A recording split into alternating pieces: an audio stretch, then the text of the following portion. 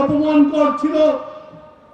9 মাস আমরা যুদ্ধ করেছি, পাকিস্তানি বাহিনীকে আমরা পরাজিত করেছি, কিন্তু যখন দেখলাম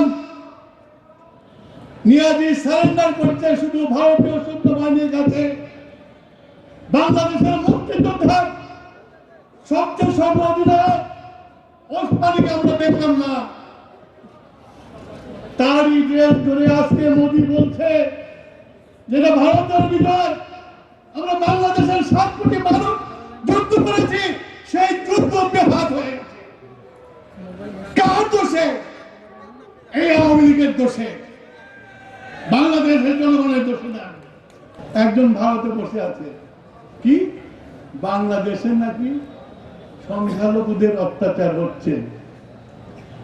আমি চ্যালেঞ্জ দিয়ে বলতে চাই, বাংলাদেশের সংখ্যালঘুরা মায়ের কোলে যেমন থাকে, শিশু থাকে, আমরা জাতীয়তাবাদী দল এবং বাংলাদেশের দেশের মানুষ তাদের মায়ের কোলে শিশুর মতো লালন পালন করছে। আমার পাশের দেশের দিল্লি একজন লড়াকু মানুষ, বন্ধ হয়ে গেছে, উনি বিজেপি ভোট নিয়ে যাবে, দেখো উনিও বিজেপির সাথে মরতে হয়েছে। আমি দিদিকে আমার ব্যক্তিগতভাবে আমন্ত্রণ জানাই, দিদি ভাই আপনি নিজে আসেন, নয় আপনার ভারতে পাঠান, বাংলাদেশে যশোরে পাঠান, আমার ভাবিতে অনিন্দ্র কাছে পাঠান। অনিন্দ্র সব হিন্দু করে ঘুরিয়ে দেখাবে যে তারা কিভাবে আছে। আপনাকে নিমন্ত্রণ জানালাম, দেওয়ার জানালাম, আপনি তো পাশে আছেন, হয়তো আসতে যেতেও পারে, এসে দেখে যান। তারপরে আপনাদের ওই রিপাবলিক টিভি, আনন্দ এবিপি আর জি নিউজ এদেরকে যে বলেন যে উৎসাহ দিয়ে গভর্নমেন্টের ফি ফলকে কোন দেশে রায়ট লাগানো যায় না। এই যে গত 16 বছর শেখ হাসিনা মুক্তিযুদ্ধের দোকান খুলেছিল এবং সেই দোকানে মালিকানা নিয়েছিল এবং নানান রকমের টোটকা মলম বিক্রি করেছে 16 বছর। ইতিহাসকে বিকৃতি করে মুক্তিযুদ্ধকে তার বাবার এবং তার ভ্যানিটি ব্যাগের সম্পদ বানিয়েছিল। কিন্তু ইতিহাস কি তাই বলে? এখন এই যে আমরা 16 বছর আন্দোলন করেছি এবং শেষ পর্যন্ত 5ই আগস্ট বৈষম্য বিরোধী ছাত্র আন্দোলনে জন আন্দোলনে রূপান্তরিত হয়। গণ অভ্যুত্থানের পরে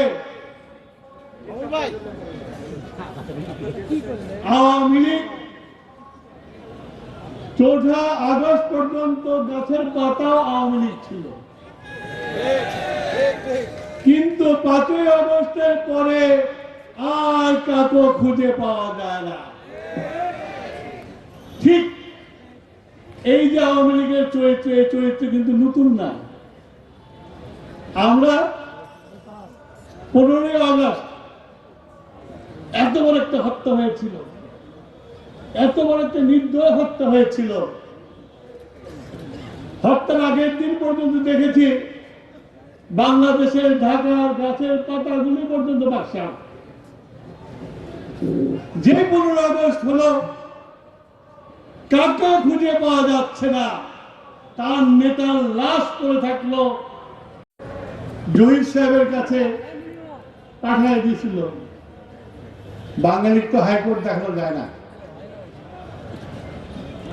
23শে মার্চে পাকিস্তান সেনাবাহিনী বাঙালি ইপিআরদের অস্ত্র নিয়েছিল এবং তাদেরকে বন্দী করেছিল এবং পাকিস্তানের দখলে ইপিআর ছিল। তাহলে উনি কার কাছে এই মেসেজটা পাঠিয়েছিল? পাকিস্তানিদের কাছে। আওয়ামী লীগের ব্যবসায় যে মুক্তিযুদ্ধ আমাদের, আসলে মুক্তিযুদ্ধের ঘোষণা এসেছিল 26 তারিখে আমি তখন বিশ্ববিদ্যালয়ের পড়ুয়া তরুণ। 25শে মার্চের আক্রমণের পরে বাংলাদেশের মানুষ হতাশা হয়ে গিয়েছিল, এখন যেমন পালিয়ে গেছিল, ঠিক 25শে মার্চের রাত্রে আর্মি অ্যাকশনের পরে সব লেজ তুলে চলে গেছিল মামুর বাড়িতে। তখন পড়া কোন পত্রিকা ভাই? আমাদের শহীদ প্রেসিডেন্ট জিয়াউর রহমানের কণ্ঠস্বর শুনতে পেলাম, I major Zia declare independence of Bangladesh.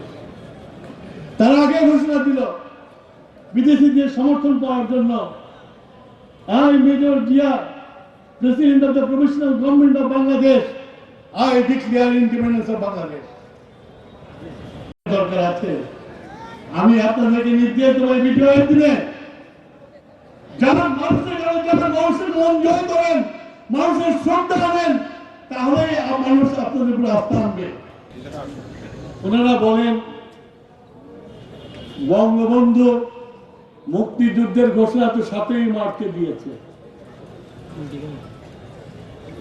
আমি বলি উনি মুক্তিযুদ্ধের ঘোষণা 7ই মার্চে দেন নাই। উনি 7ই মার্চের ভাষণ উনি প্রধানমন্ত্রী হওয়ার বার্গেন করেছেন। আপনারা প্রশ্ন করতে পারেন, হয়তো আমি 2-4 জন আছেন বোধহয়, হয়তো রং পরিবর্তন করে এখানে সুযোগ করে আবার বলবেন জয় বঙ্গবন্ধু। আমি আপনাদের কাছে প্রশ্ন করি, যদি 7ই মার্চের ভাষণ যদি স্বাধীনতার ভাষণ হবে, ওনার বক্তৃতা কিন্তু আমি বলবো যে ওনার জীবনের শ্রেষ্ঠ বক্তৃতা। মালটা কি ছিল উনি বলছেন, আর যদি একটা গুলি চলে, আবার বলছেন সৈনিক ভাইরা তোমরা আমার ভাই, তোমরা ক্যান্টনমেন্টে ফেরত যাও। প্রোগ্রাম চলছে, তাহলে কি জানো, একবার হুঙ্কার আবার কে তুমি আবেদন, তোমরা ক্যান্টনমেন্টে ফিরে যাও। আবার বলছে এই এখন আসেন, আমি তো আসুন বসুন আলোচনা করুন, মঞ্চের সামনে ক্ষমতা হস্তান্তর করুন। কিসের ক্ষমতা? পাকিস্তানের প্রধানমন্ত্রীর ক্ষমতা। ওই জায়গায় আছে। তো এই ভাষণ শেষ করলেন কি দিয়ে? এখন যদি অস্বীকার করে এবং মুছেও দিয়েছে টেপে জয় বাংলা জয় পাকিস্তান। এই ভাষণ যেই ভাষণই হোক না কেন, এটা স্বাধীনতার ভাষণ হতে পারে না। আর যদি স্বাধীনতার ভাষণই হতো, তাহলে ওই মুহূর্ত থেকে লক্ষ লক্ষ মানুষ এই মিটিংয়ে ছিল, যুদ্ধে নেমে পড়তো। পাকিস্তানের যে কটা সৈন্য ছিল, এই মানুষের কাছে কিছুই ছিল না, সব খেয়ে ফেলতে পারতাম আমরা।